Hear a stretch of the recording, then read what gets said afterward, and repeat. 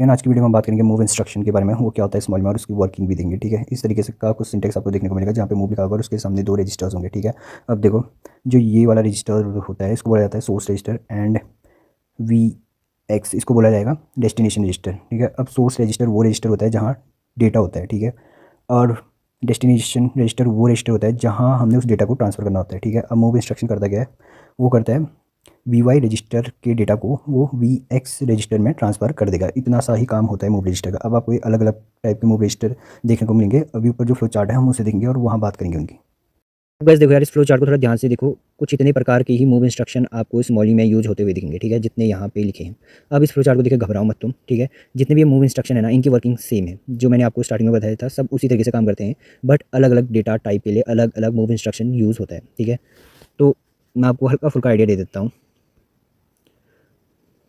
देखो, सबसे पहले देखो बेसिक वैल्यू मूव्स। ठीक है, मैंने कुछ क्लासिफिकेशन बना रखा है इनका। यहाँ पे से देखो, सबसे पहले यहाँ पे देखो नीचे पे मूव इंस्ट्रक्शन फैमिली इन स्मॉली। ठीक है, फिर उसके बाद मैं ले गया यहाँ पे स्टैंडर्ड मूव ऑपरेशंस। ठीक है, फिर उसका भी मैंने क्लासिफिकेशन किया है। सबसे पहले बेसिक वैल्यूज़।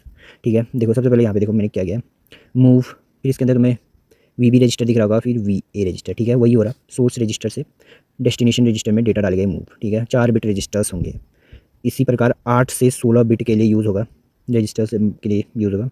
ठीक है, डेटा के लिए मतलब 8 से 16 बिट डेटा के लिए यूज़ होगा मूव फ्रॉम 16। ठीक है, ये भी वही करेगा, वी बी बी रजिस्टर से डेटा डाल देगा वी ए रजिस्टर में। ठीक है, उसी तरीके से नीचे ये मूव 16 भी करेगा। ठीक है, काम उसी तरीके से मूव वाइड भी। ठीक है, वाइड डेटा टाइप के लिए काम करेगा, वही करेगा, वी बी से डेटा वी ए में डाल देगा। ठीक है, 64 बिट मेंशन किया मैंने नीचे, 4 पेयर भी लिखा वहाँ पे, 4 बिट पेयर्स। ठीक है, उसी तरीके से मूव वाइड भी उसी तरीके से काम करेगा, और ये मूव वाइड भी। ठीक है, अब सेम काम है तो बार बार नहीं सुनिए। अब देखो, इसका एक और क्लासिफिकेशन आ रहा है स्टैंडर्ड मूव ऑपरेशन का, जो कि मैंने किया है ऑब्जेक्ट रेफरेंस मूव के लिए। ठीक है, ये वाइड का करता है, बेसिक का करता है, और ऑब्जेक्ट रेफरेंस मूव भी करता है। ठीक है, अब ऑब्जेक्ट रेफरेंस मूव यार क्लासेस के जो ऑब्जेक्ट होते हैं, ठीक है, उसके लिए यूज़ होता है। 3 प्रकार के ही दिखेंगे, move object from sol, and फिर मूव ऑब्जेक्ट स्लैश सोल। वही बस डेटा का साइज़ और डेटा का टाइप, मतलब हाँ, डेटा का साइज़ के हिसाब से हो गए। ठीक है, अलग अलग मूव को यूज़ करोगे, बाकी काम वही है इनका भी। ठीक है, उसी तरीके से आप देखो यहाँ पे आओ, एक है रिजल्ट मूव ऑपरेशन। ठीक है,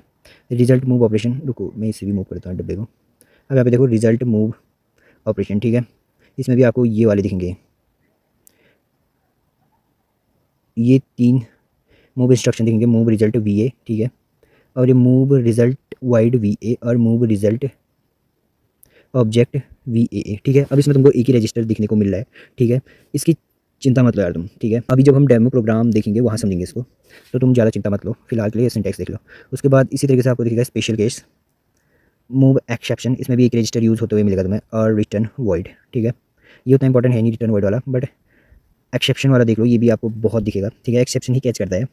अब गैस एक बात का ध्यान रखना। ठीक है, ये वाली मूव इंस्ट्रक्शन यार तुम्हें ज़्यादा दिखने वाली नहीं है। ठीक है, क्योंकि इनके बदले यार आप देखोगे कॉन्स्ट स्लैश 4 कॉन्स्ट स्लैश 16 उनका ही यूज़ होता है, या कॉन्स्ट हाइफन वाइड। ठीक है, तो ये इंस्ट्रक्शन तो आपको दिखेंगे नहीं, क्योंकि लगभग यार कॉन्स्ट जैसा ही काम कर रहे हैं। ठीक है, तो ज़्यादातर जो आपको देखने को मिलेंगे वो या तो ये मूव ऑब्जेक्ट वाले होंगे, या तो ये मूव रिजल्ट वाले होंगे, और ये मूव एक्सेप्शन वाला होगा। ठीक है, ये भी थोड़ा बहुत दिखता है।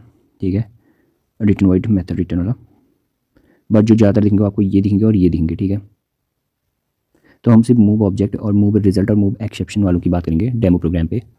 और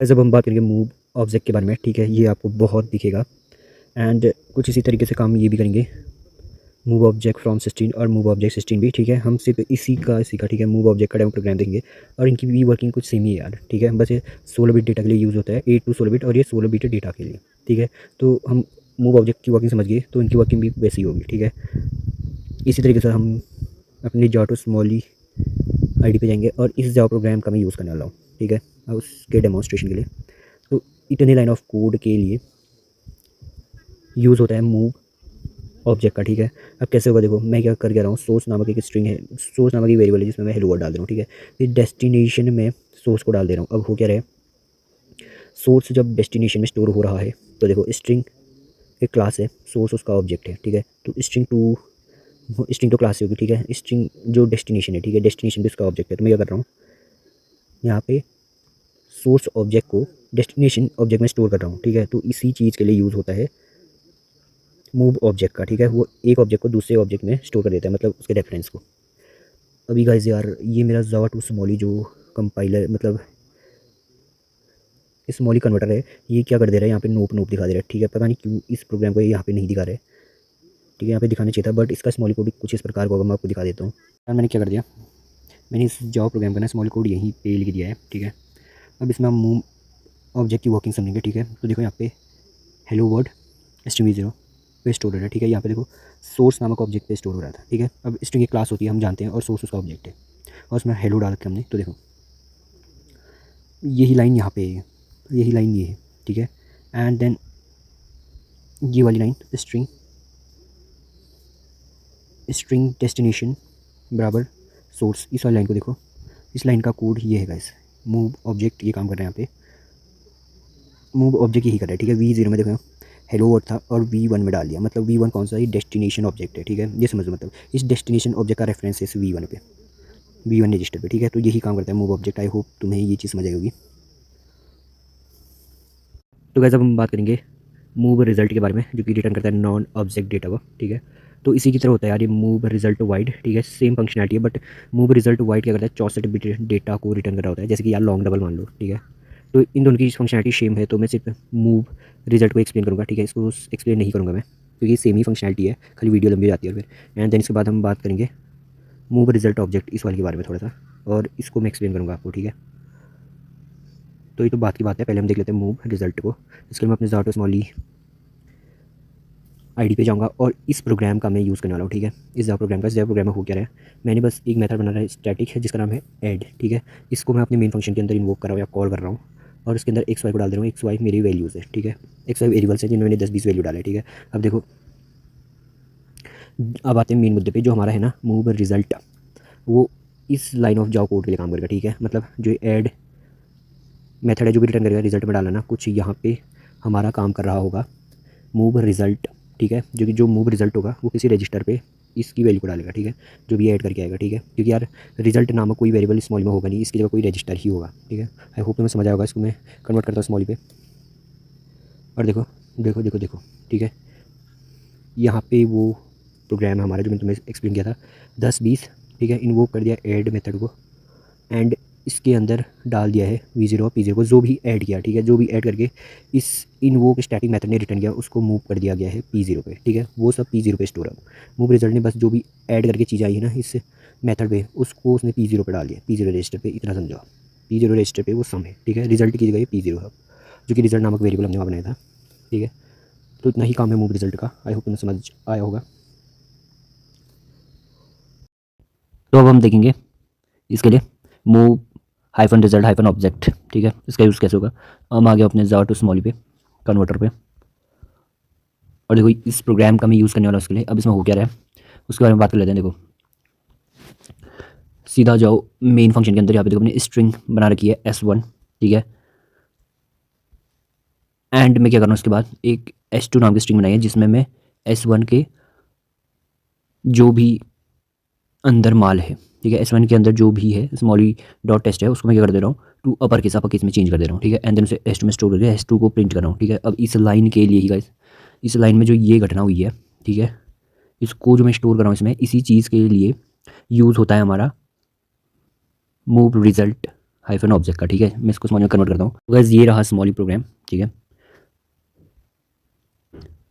तो देखो गाइस उन दो लाइनों का प्रोग्राम इतना है जहाँ पे मैंने स्ट्रिंग S1 और स्ट्रिंग S2 बनाई थी, ठीक है।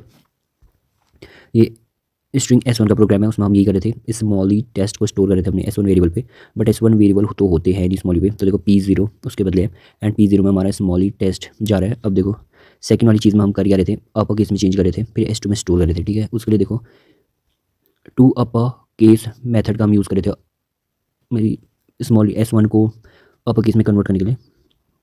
तो हम अब देखो हम टू अपर केस का यूज़ कर रहे थे S1 के डेटा को अपर केस में चेंज करने के लिए, और फिर उसे स्टोर कर रहे थे S2 पे, ठीक है। अब हो क्या रहा है, देखो टू अपर केस कॉल हो रहा है मेथड, ठीक है।